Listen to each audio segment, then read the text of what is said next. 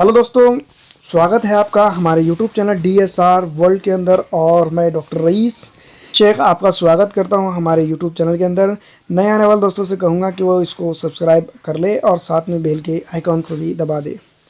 दोस्तों, जैसा कि आप सभी जानते हैं कि हमारे दो ओरिफाइसिस है बॉडी के अंदर, जो हमारे पेट की गंदगी को बाहर निकालने का काम करते हैं। उसमें से एक है यूरिनरी सिस्टम, जिसको हम लघवी का भी सिस्टम कह सकते हैं, और दूसरा है हमारा जो मल द्वार, जिसको हम संडास का भी सिस्टम कह सकते हैं।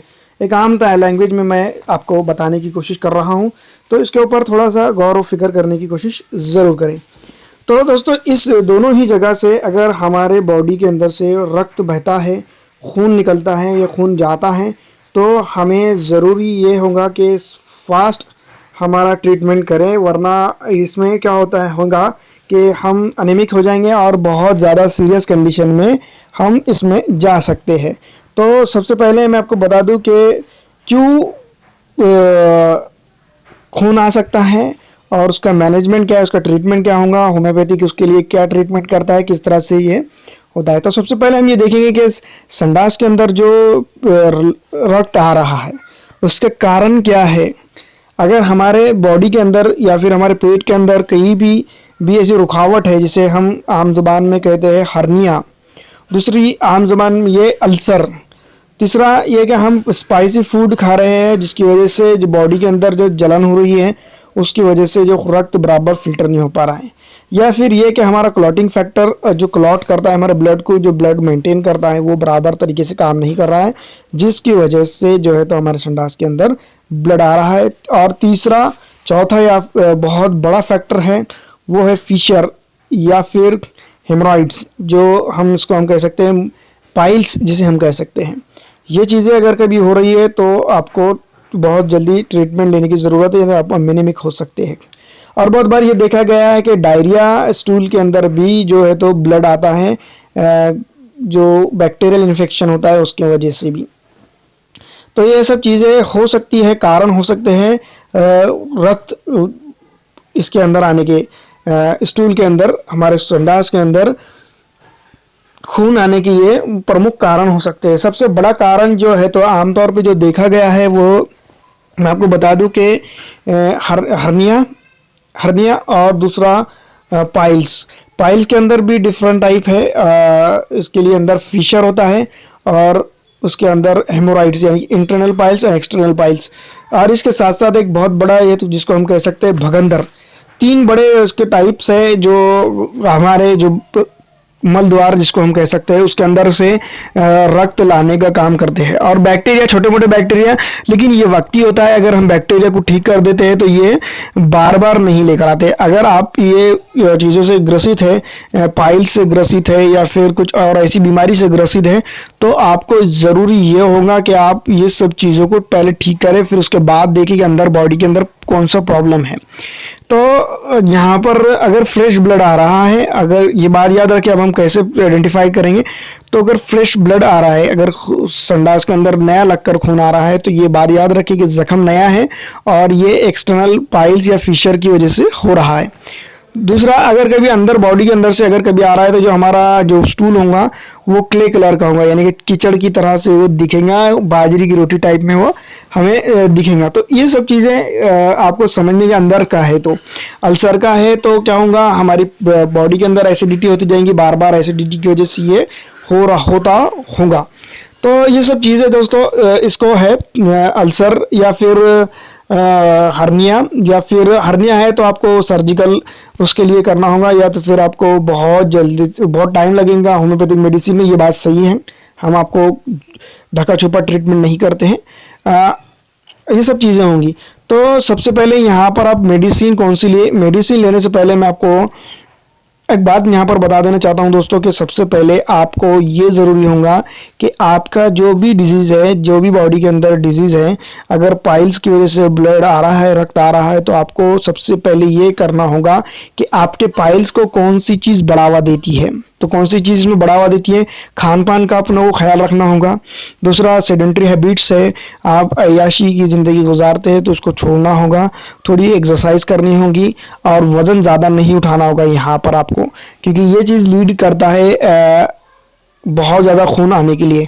अब खून आ रहा है, हमने रोकने का तरीका उसको जो मेंटेन कर रहा था काउस, उसको हमने ख़त्म करने का आपको बता दिया तरीका। दूसरा ये है कि आपको इसके बाद फ़ौरन ये करना होगा कि आपके ब्लड को इन्वेस्टिगेशन करनी होगी कि आपके अंदर एचबी कितना रहे, आरबीसी डब्ल्यूबीसी प्लेटलेट कितने रहे, न्यूट्रिशन वैल्यूज़ आपको देखना होगी।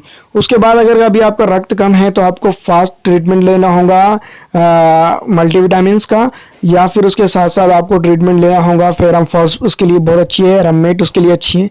ऐसी मेडिसिन आप उसके लिए ले सकते हैं होम्योपैथी के अंदर, जिसकी वजह से आपका खून बढ़ जाएगा। अब खून बढ़ रहा है और आपने ये काम किया है कि जो मेंटेनिंग काउज़ा था उसको ख़त्म कर दिया है, खून बढ़ रहा है और खून बहने के काउज़ आपने थोड़े बहुत इसको कंट्रोल में लिया है। अब अगर आपको भगंदर, हार्निया या फिर फिशर या पाइल्स, एनल्स जो भी है वो बीमारी को आप फोकस करेंगे उसको ट्रीट करने की, तो उसके लिए अगर कभी आपको पाइल्स है सबसे पहले देखेंगे पाइल्स में कौन सा पाइल्स है, इंटरनल एक्सटर्नल है, फिशर है या फिर भगंदर है। तो होम्योपैथी के अंदर उसके लिए बहुत ही बढ़िया मेडिसिन है। एक्सटर्नल पाइल्स है तो उसके लिए एलोस बहुत बढ़िया मेडिसिन है, एलोस 30 के अंदर आप उसको ले सकते हैं।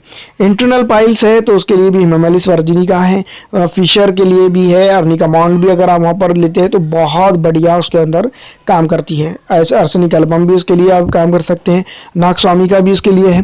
तो इस तरह की मेडिसिन आप उसके ऊपर ले सकते हैं। लेकिन आपको क्या करना होगा दोस्तों, मैं आपको बता दूं कि जो भी मेडिसिन आप ले रहे हैं तो सबसे पहले ये बात याद रखें कि डॉक्टर की सलाह इसके लिए लेने की ज़रूरत है।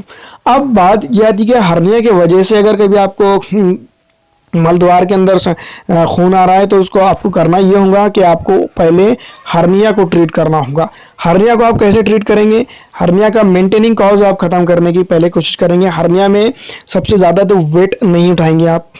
दूसरा, खाना ऐसा खाएंगे जो पतला खाना हो, आपको ज़्यादा हार्ड खाना खाने की ज़रूरत नहीं है अगर आपको हर्निया है तो। दूसरा, आप ऐसी कोई एक्सरसाइज नहीं करेंगे जिसके ऊपर पेट के ऊपर वजन पड़ता हो। अब सबसे पहले आप सोनोग्राफी करेंगे, अगर छोटा मोटा स्टार्टिंग इनिशियल स्टेज पे होगा हर्निया तो होम्योपैथिक मेडिसिन की तरफ जाएंगे, और अगर कभी इनिशियल स्टेज पर या फिर छोटा मोटा नहीं है, क्रॉनिक हो चुका है और बहुत ज़्यादा कॉम्प्लिकेशन, तो होम्योपैथिक ट्रीटमेंट पे तब आप फ़ौरन ना जाए।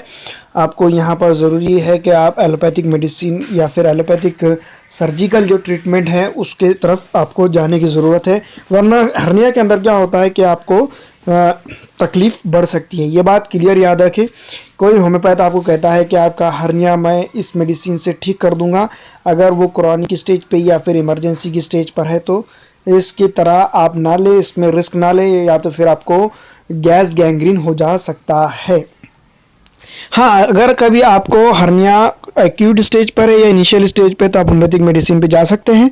और अगर कभी आपको टाइम है, डॉक्टर बताता है कि अभी आपको ऑपरेशन के लिए टाइम है, तो जब आप होम्योपैथिक मेडिसिन ले तो बहुत बढ़िया रिजल्ट आपके इसमें आ सकते हैं।